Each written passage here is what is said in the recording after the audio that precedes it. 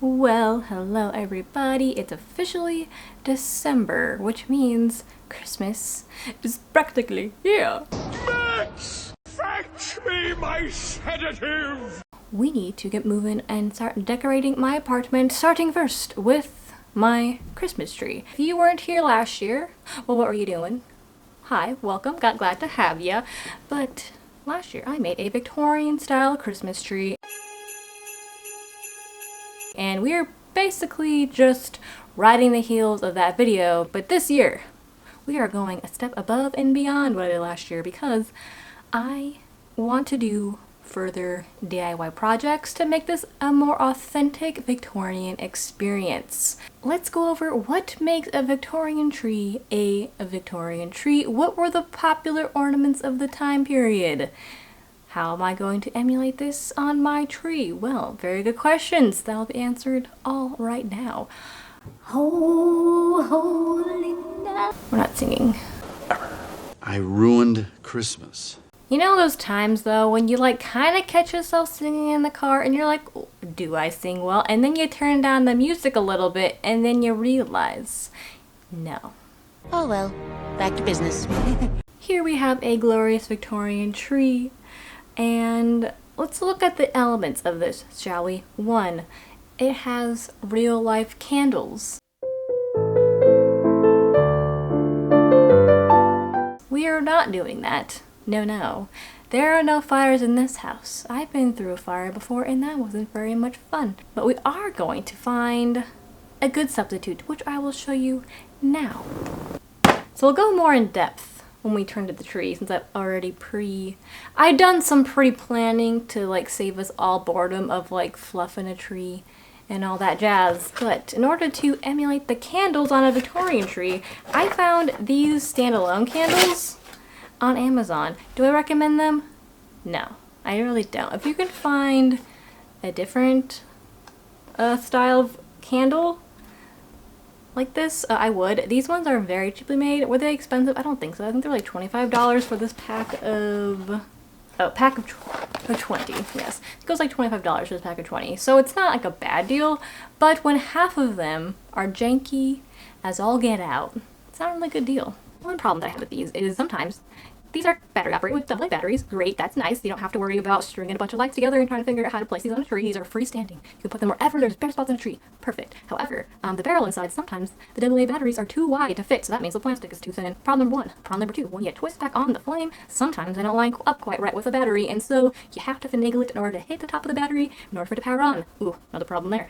That's why I don't think I recommend these, but you get the idea. Standalone candles, battery operated, you can clip on a tree. Safety. Not a real candle? Great. So now that we have our beautiful gilded candles, what else do we need to make this a Victorian style tree? Well, according to sohistorically.com, the next thing that we need are gilded and shining fruits, apples, nuts, and all sorts of sweet meats. I don't really know what sweet meats means, but I do know that we can definitely dry out some apples and oranges. Here, in a couple minutes, I'll be showing you a DIY of how to make your very own dried apples and oranges. This is an experimentation, everybody. I have not done this before, so we will be learning together on what not to do if you also decide to dry out some apples and oranges, and also what worked for me. Another thing that I was reading was you could also buy some nuts and then buy some gold leaf foil and then put it on top of the nuts and then hang that on the tree. Another thing you could add to your historically accurate Victorian tree is garland. And what was the garland made out of, you might be asking? Well, popcorn and cranberries. I personally want to minimize the amount of edible food on my tree because who knows with my cat Edgar. Maybe all of a sudden he'll grow a liking to popcorn and then that'll be the end of my tree. So we're not going to do that. But you could easily string popcorn and cranberries onto a string with a needle and make yourself some popcorn garland. Maybe add a couple cranberries in there just to make it a little bit more colorful. But that was very popular during the time and I'm sure you guys have seen that. I feel like when I was a kid even in school we did that as a project together in like kindergarten. I swear we did that. So it says here, in order to brighten the tree as much as possible, long strings of colored glass balls should be bought and suspended in loops in and out of the branches. These will reflect the wax lights. I don't really feel comfortable buying glass because if you have a gato like me, you never know what they're going to do with a tree in the house. But we do have some, you know, plastic ornament bulbs, so we're going to use those. Yeah. Very confident, very focused. So you might think, oh, that's it, Rachel. That's all for the ornaments and the garland and the lights. Is that all for a Victorian tree? Nay, I say. There is one more thing we need to add to the tree, which is tinsel. I know tinsel sounds like a very 50s or 60s style thing to do to a tree. However, it's been around for a very long time. And what is the point of tinsel? Because I always thought tinsel looked kind of, looks a little overwhelming. Have you seen A Christmas Story? Perfect. But what is the point of tinsel? Why was it a thing? What was the purpose of it? Well, the reason why tinsel was popular is it's supposed to like emulate the night sky over little baby Jesus. So I guess that's why it became popular. Which, like, I can see that, you know? Once glittery lights hit tinsel, I can totally appreciate it. So we're gonna try it this year. You have no idea what you're getting yourself into.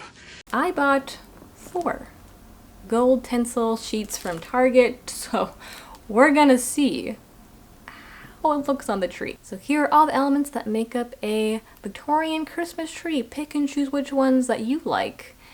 And you know which ones I'm doing here. So now that we've discussed what I'll be putting on my tree to make it a Victorian Christmas tree, let's move on to setting the mood. I'll set the mood. We need to get ourselves into the Christmas spirit, and I have a couple of things that will help me do so before we dive into... I am trying to set the right mood in there. Step 1. Oh yeah, now we're cooking. Next, nothing gets you in the Christmas spirit more than reminiscing about your childhood Christmases. I don't know about you, but I think Christmas as a child is just the most innocent, lovely thing ever. And my mom sent me some photos of me when I was a kid, and I stumbled across some of me during Christmas time, so I figured I'd share that with you guys. But also, the first one, we're going over childhood Rachel right now. Hopefully you don't mind this weird segment in this video, which I'm sure you were not expecting. So this is me being sciencey, because I love science, even when I was a little tot, and we're dissecting a cow eyeball. Did anyone else have to do that? This photo, I'm like Hermione Granger, who? Honestly. This whole set is hilarious to me because you can see, look at how unhappy I am because I have to wear a dress. I hated wearing dresses. I hated it. So here I am being Miss Poutsy Woutsy about having to wear a dress and my mom trying to get me to smile for the camera. So here's photo 1. Photo 2, me trying real hard to smile. Look at that. Forced smile, trying so hard to not act like I hate my life. And then you can see I try to look more natural, but I still look very upset. So these are my progressions of how much I hated wearing dresses. And in case you wanted to see what me and my twinsy look like together, here we are. Can you tell which one is me? Now let's get into the actual like Christmas photos, now that I brought you down a weird path. So here's what our Christmas tree looked like as a kid. It pretty much always looked like this. You can see our mom loved angels, so there's a lot of angel ornaments, and then we strung on these like blue pearl garland beads. Looking back, I remember as a kid being so proud of how I hung up the ornaments and the beaded garland, but as an adult looking at this photo now, I did not do a good job. Nope. So I think the final step to feeling Christmas tree decorating ready are these little beauties. So we're just gonna clip these up here. Let's go ahead and dive into making dried apples and oranges, and then we'll go into decorating our tree together. Yes! Yes! So So a couple days ago, I made some dried apples and oranges, and dear goodness gracious, that was a bigger project than I was expecting. I read on multiple different DIY blogs on how to make these, and they were like, oh, it could take like 6 hours in your oven to dry these out, and I was like, yeah, right. I'm gonna cut these so thin, it's gonna take like 3 hours. Reality? just plan that you're probably gonna be running your oven for 6 hours if you decide to do this DIY project. So for me, I had a total of 3 oranges and 3 apples that I used. I used 1 Granny Smith apple and then 2, I think they were Fiji apples. So that is what I was using for my DIY. I would have liked to have bought more oranges. However, have you seen the price of oranges lately? One of them ended up being half rotten, so I can only use half of it. So you'll notice I have some orange like slices, like just half of one, instead of like a full circular disc. So just be aware that that's partially why that was the case. So let's dive into that day with DIY Rachel to pick up where I have left off. Okay, got my oranges all sliced up. I just have them on paper towels to hopefully help them dry out before putting them in the oven, because they're supposed to be in the oven from what I read. My lowest mine will go is 170. They're supposed to be in the oven for like 4 hours, checking like every hour to make sure they're not burning. So see how that goes here in a second. I also cut some, like, instead of leaving them whole like this, I cut them in half. And then I have some over here sitting in some red food dye because I kind of wanted a variety with the color, like a variation in the color. And there was no blood oranges at the store. So this is my maybe it'll work, maybe it won't work pile of oranges that'll hopefully be redder, or at least more orange, I don't know. And we're gonna cut out some apples now. So I have green apples as well as red apples. I don't know really which one to use, so I figured I'll cut up some of these. These ones you do need, like, I think this is only lime juice, but I guess it'll work. Lime or lemon juice to make sure that they don't oxidize. So I'll meet you guys up once that is finished.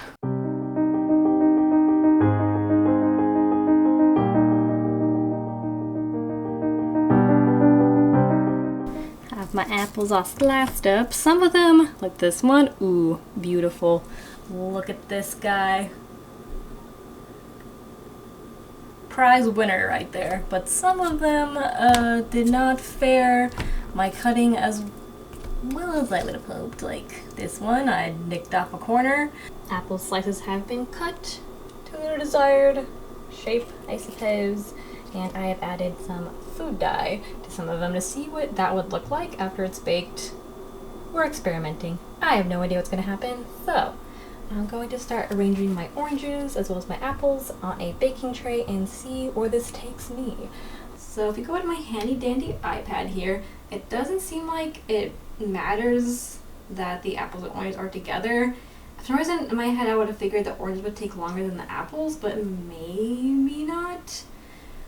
So we will see. And it says to make sure that while it's in the oven that you periodically open it so that way the moisture can escape and not just hang out in the oven.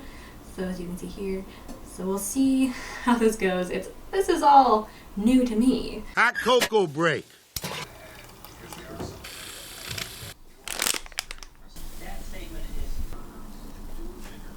Alright, you guys ready for the final results of all my drying and drying and drying and drying of my apples and oranges? Well, here they are. Ta-da! So one thing I'll mention is you don't get that many apples out of drying, but you get a lot of oranges. And as you saw in that little clip, I tried dyeing some of the apple slices and orange slices with red food dye, and here are like the differences. So here you can see, so hopefully you can kind of see the difference between the two. This one has like a lot more pink in the rind, this one has none, it's basically white. And like here the difference with the apple slices, so this one is basically white and this one just has like a little bit of pink in it. I don't mind actually how these turned out. I do like how there's like a variety of colors between the red, more pinkish one, and then the white one, so I do like how these turned out. I will say for the apples, Granny Smith did a lot better. Like look at how beautiful this turned out. Like it has a very nice star in the middle, and I like how these I don't know, divots appeared. It looks kind of like the stars shining. This one is like the Fiji one, and you can see the star didn't hold up as well in the middle, and then I don't know, just the little creases here didn't show up as nicely as on this one. Let me know if you guys agree or not. Another thing I will say is these are pretty limp now. They were super dried out and crisp, but I guess there must be enough humidity in Oregon at least to moisturize these a little bit, so now they're a little bit more bendy. And then same, this also goes for the oranges. They used to be like super hard, but now there's like a little bit of bend to them. They almost feel kind of like if you were to touch the top of a drum. So that's just like something I've noticed. I don't know if that means that they will eventually mold, or if you put them in a Ziploc bag afterwards, if they'll be okay. I'm not sure. But I'm really happy with how they turned out. I do like the oranges better, and I hope next year I can find blood oranges, because I think that those would look amazing. Here's like a photo of what someone's blood oranges all dried out looked like. So that is our DIY project for this video complete. Except for one thing, you might be noticing, how am I gonna hang these on the tree, Rachel? You can't just like, I guess you could try and like nudge them in to the branches, but how are we gonna hang these on the tree? Well, one way I saw of people hanging them on the tree was you can grab a hot glue gun, hot glue the back, and then just have a string and then put it on that way. And then you could also, you know, do that for garland if you wanted to make these into garland. Or, I'm thinking, because they got a little bit more rehydrated, so they're not stiff as a board anymore, I'm thinking if I use ornament hooks, maybe I can pierce the ornament hook through the orange and the apple, and then I can hang it on that way. So let's turn you around and see if that will work or not. So here we have an orange, and then I have this pack of green ornament hooks. So let's see if it works to just pierce the ornament hook through the orange. Oh yeah, totally works. So we're just gonna do that with all of our oranges. Now let's go ahead and grab an apple and see if it'll work for that as well. So here's our apple slice, ornament hook. So let's see if I pierce it through. Oh yeah, apple definitely easier because they're a little bit more flexible and soggy, as you can see. So perfect. Now that we've figured out how to hang the oranges and apples on the tree, let's head over to the corner over there, which you'll notice something is missing. It's a good thing though. We don't want that there. And let's go over what I've already done, because I wanted to save us a little bit of time and boredom by pre-doing some things with the tree. So here's what I've already done with the tree. I put on some red string lights, and then as we've already discussed, I already hung some of the little fake candles here, and then I floofed the tree and set it all up. Are you trying to help out, buddy? Are you trying to help out? That was terrifying. Now here is the remote that came with those candles, so you can see there's on, off, brighter, dimmer, I guess what you would call like steady light, and then flickering light. So let's go ahead and turn them on. And then I'm going to dim them down, because I don't like them so bright. Look at my pretty look. Can you tell what is missing from this corner? Oh, that's right. My boyfriend's ball flex is gone. Oh, joy. Hopefully I got the more boring stuff out of the way, because I don't know about you, but floofing, hate it. Hurts my hands always. I don't know why. Maybe because is this tree like ultra prickly? I don't know. Stringing on lights, it's a little tanglement disaster, so you know, gotta untangle those, put them on. So hopefully I saved the boring stuff for off camera. The next step I read was tinsel. This is the tinsel I bought. It was only $1 and it came from Target. They have it in multicolored, I believe like a silvery color, and then I got the champagne or gold color. So let's go ahead and see what this looks like on the tree.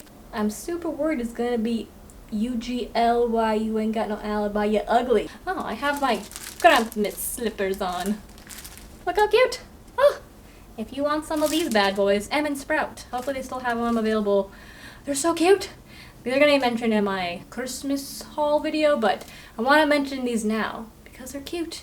And you guys need them in your life if you're looking for some fuzzy gothy slippers for Christmas. Those are it, my guys. Makes me want to call my father and be like, yeah, Dad, did you put tinsel on a tree as a kid? Because he was born in the 40s, so I know he put tinsel on. He was in the primetime era of tinsel trees. Here I go, I guess. The top of the tree. I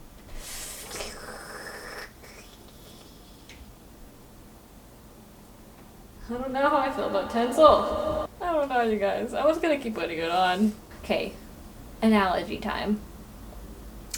You know when you're washing your hair, it's long like mine, you know, if you have long hair.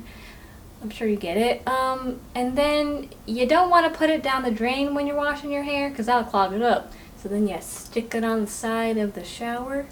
I feel like I'm doing that with the tinsel on this tree. I'm speaking in rhyme!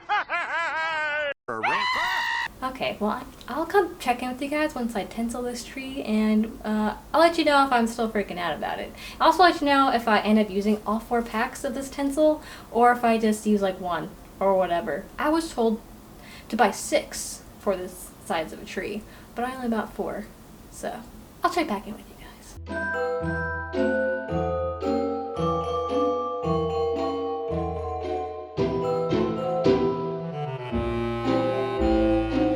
You know what? You know what? I actually like this. Yeah, I'm surprised. I don't think I used it as heavily as I think it's typically put on trees. I only used 2 out of the 4 tinsel packs.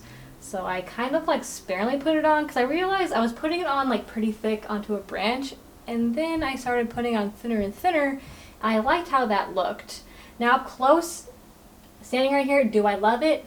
No, it still gives me hair on the side of a shower vibes. But if I stand at least 3 feet away from it, and even the farther away I stand, like in the kitchen, it looks really beautiful with the red lights glistening off of the gold. It looks really pretty. So you know what? I get why tinsel was a thing. Also, please give me some tips on how you're supposed to resave the tinsel on the tree. But now that we have our base on, let's go to the next step, which I don't know if I want to put on red ornament bulbs, because I have this giant pack from IKEA from last year. I don't know if they should go on next, or if I should start vampifying our Victorian tree, because it's looking awfully fun and festive, and we need some goth, a little bit spooky added to it. In case you forgot about these are little red bows I made last year, the little bat in the middle.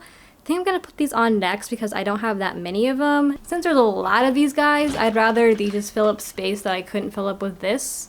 So these will go on next. Yes, we like. Okay, let's continue on. Oh no, please don't. Oh no, oh no.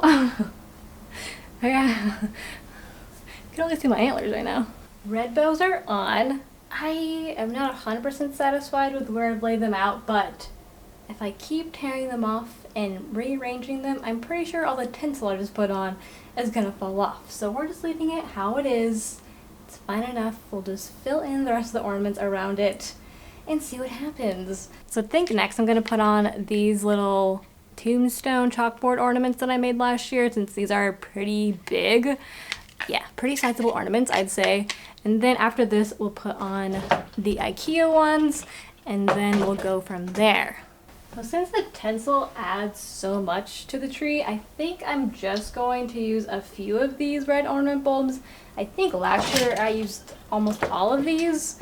I think that'll just be way too much red on the tree.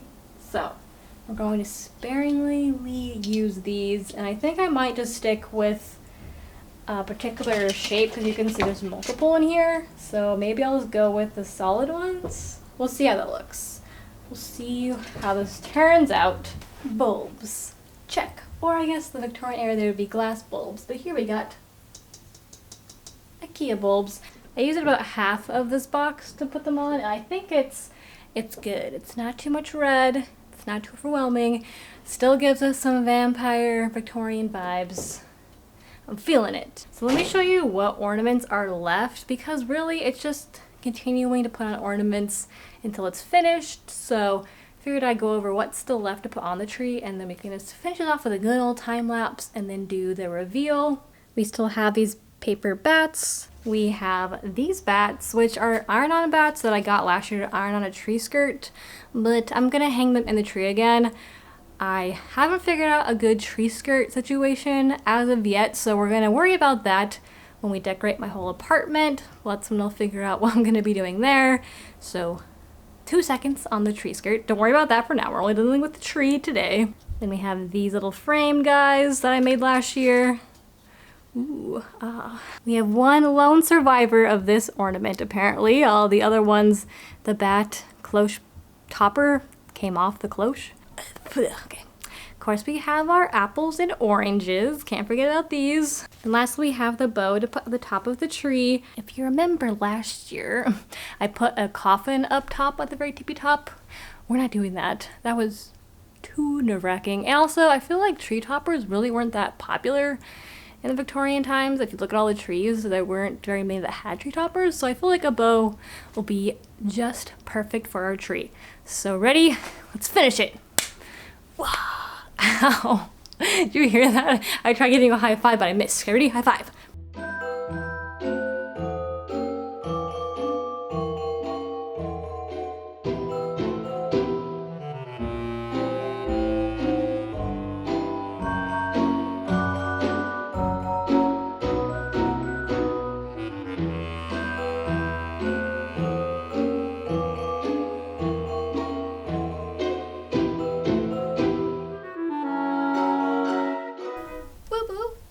Hi. Love you. Mwah.